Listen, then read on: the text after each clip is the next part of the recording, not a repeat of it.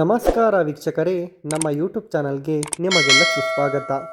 ಇಂದು ನಾವು ಸುಬ್ರಹ್ಮಣ್ಯ ಸ್ವಾಮಿಯ ಒಂದು ಕಥೆಯನ್ನು ತಿಳಿದುಕೊಳ್ಳೋಣ. ಒಮ್ಮೆ ಎಲ್ಲ ಋಷಿಗಳು ಮತ್ತು ದೇವತೆಗಳು ಶಿವನ ವಾಸಸ್ಥಾನವಾದ ಕೈಲಾಸದಲ್ಲಿ ಒಗ್ಗೂಡಿದರು. ಇದರ ಪರಿಣಾಮವಾಗಿ ಒಂದು ಅರ್ಧಗೋಳದ ಮೇಲಿನ ತೂಕದ ಹೆಚ್ಚಳದಿಂದಾಗಿ ಭೂಮಿಯು ಓರೆಯಾಯಿತು. ಸಮತೋಲನವನ್ನು ಪುನಃಸ್ಥಾಪಿಸಲು ಶಿವನು ಅಗಸ್ತ್ಯ ಋಷಿಯನ್ನು ದಕ್ಷಿಣದ ಕಡೆಗೆ ಚಲಿಸುವಂತೆ ಹೇಳಿದನು.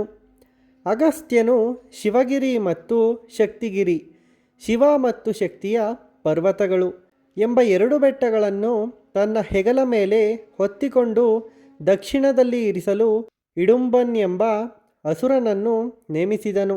ಭಾರವನ್ನು ಸಮತೋಲನಗೊಳಿಸಲು ಇಡುಂಬನ್ ಬೆಟ್ಟಗಳನ್ನು ದಕ್ಷಿಣಕ್ಕೆ ಹೊತ್ತಿಕೊಂಡು ಹೋದನು ಮತ್ತು ದಾರಿಯಲ್ಲಿ ಅವನು ಸ್ವಲ್ಪ ಸಮಯದವರೆಗೆ ಅವುಗಳನ್ನು ಕೆಳಗೆ ಇಟ್ಟನು. ಅವನು ವಿಶ್ರಾಂತಿ ಪಡೆದನು. ಅವನು ಅವುಗಳನ್ನು ಹಿಂದಕ್ಕೆ ಎತ್ತಲು ಪ್ರಯತ್ನಿಸಿದಾಗ ಅವನಿಗೆ ಬೆಟ್ಟಗಳಲ್ಲಿ ಒಂದನ್ನು ಚಲಿಸಲು ಸಾಧ್ಯವಾಗಲಿಲ್ಲ. ಬೆಟ್ಟದ ಮೇಲೆ ನಿಂತಿದ್ದ ಯುವಕನನ್ನು ಅವನು ಕಂಡುಕೊಂಡನು ಮತ್ತು ಅವನೊಂದಿಗೆ ಹೋರಾಡಿದನು, ಆದರೆ ಸೋತನು.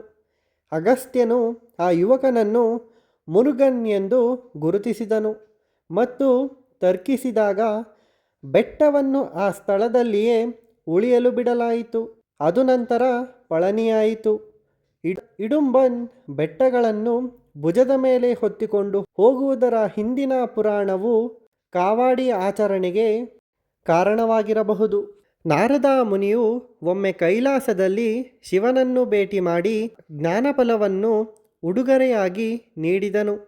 ಶಿವನು ತನ್ನ ಇಬ್ಬರು ಮಕ್ಕಳಾದ ಗಣೇಶ ಮತ್ತು ಮುರುಗನ್ ನಡುವೆ ಹಣ್ಣನ್ನು ಹಂಚಿಕೊಳ್ಳುವ ಉದ್ದೇಶವನ್ನು ವ್ಯಕ್ತಪಡಿಸಿದನು. ಆದರೆ ನಾರದನು ಹಣ್ಣನ್ನು ವಿಭಜಿಸಲು ಸಾಧ್ಯವಿಲ್ಲ ಎಂದು ಸಲಹೆ ನೀಡಿದನು. ಆದ್ದರಿಂದ ಮೊದಲು ಜಗತ್ತನ್ನು 3 ಬಾರಿ ಸುತ್ತುವವರಿಗೆ ಈ ಹಣ್ಣನ್ನು ನೀಡಲು ನಿರ್ಧರಿಸಲಾಯಿತು. ಸವಾಲನ್ನು ಸ್ವೀಕರಿಸಿದ ಮುರುಗನ್ ತನ್ನ ನವಿಲಿನೊಂದಿಗೆ ಪರ್ವತದ ಮೇಲೆ ತನ್ನ ಪ್ರಯಾಣವನ್ನು ಪ್ರಾರಂಭಿಸಿದನು.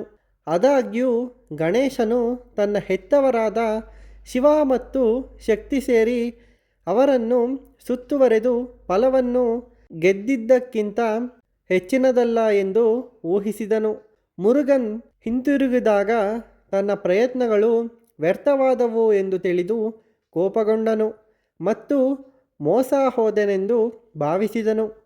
ಅವನು ಕೈಲಾಸವನ್ನು ಬಿಟ್ಟು ಪಳನಿ ಬೆಟ್ಟದಲ್ಲಿ ಸನ್ಯಾಸಿಯಾಗಿ ನೆಲೆಸಿದನು. ಮುರುಗನ್ ಬಾಲ್ಯದಿಂದಲೇ ಪ್ರಬುದ್ಧನಾಗುವ ಅಗತ್ಯವನ್ನು ಅನುಭವಿಸಿದ್ದನು. ಆದ್ದರಿಂದ ಎಲ್ಲ ಭೌತಿಕ ವಸ್ತುಗಳನ್ನು ತ್ಯಜಿಸಿ ಪಳನಿಗೆ ಹೋದನು ಎಂದು ನಂಬಲಾಗಿದೆ. ಇದರ ಇತಿಹಾಸವನ್ನು ತಿಳಿದುಕೊಳ್ಳೋಣ. ಈ ಸ್ಥಳವನ್ನು ಸಂಗಮ್ ಸಾಹಿತ್ಯವಾದ ತಿರುಮುರುಕಣ್ಣುಪ್ಪೈಯಲ್ಲಿ ತಿರುಆವಿನಕುಡಿ ಎಂದು ಉಲ್ಲೇಖಿಸಲಾಗಿದೆ. ಪುರಾಣನೂರು ಪ್ರಕಾರ ಈ ಪ್ರದೇಶವನ್ನು ವೈಕಾವೂರ್ ನಾಡು ಎಂದು ಕರೆಯಲಾಗುತ್ತಿತ್ತು ಮತ್ತು ವಯಾಪುರಿ ನಾಡಿನ ಭಾಗವಾಗಿತ್ತು. ಗರ್ಭಗೃಹದಲ್ಲಿರುವ ಮುರುಗನ್ ಮುಖ್ಯ ವಿಗ್ರಹವನ್ನು ಸಿದ್ಧರಲ್ಲಿ ಒಬ್ಬರಾದ ಬೋಗರ್ ಎಂಬ ಋಷಿ ರಚಿಸಿ ಪ್ರತಿಷ್ಠಾಪಿಸಿದ್ದಾರೆಂದು ನಂಬಲಾಗಿದೆ.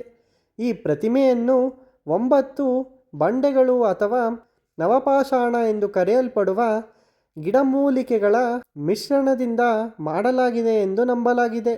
ಈ ದೇವಾಲಯವು ತಮಿಳುನಾಡಿನ ಪಳನಿ ಎಂಬಲ್ಲಿ ಇದೆ. ವಿಡಿಯೋ ಇಷ್ಟವಾದಲ್ಲಿ ನಮ್ಮ ಯೂಟ್ಯೂಬ್ ಚಾನಲನ್ನು ಸಬ್ಸ್ಕ್ರೈಬ್ ಮಾಡಿಕೊಳ್ಳಿ.